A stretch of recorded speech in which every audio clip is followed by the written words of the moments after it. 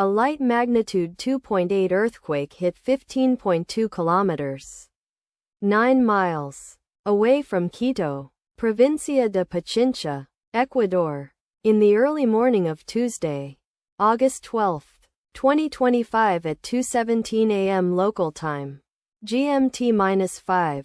The depth of the quake could not be determined, but is assumed to be shallow. The quake was not felt, or at least not reported so.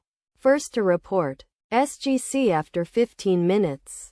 The earthquake occurred 5 days after a magnitude 3.6 earthquake had hit on Wednesday, August 6, 2025, at 2:41 p.m. local time.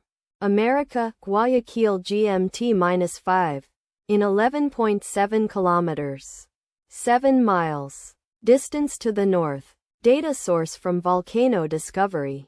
Did you feel it? Let us pray. May the earthquake that occurred not affect our brothers and sisters there. May the earthquake not happen again. And may God protect everyone. Amen.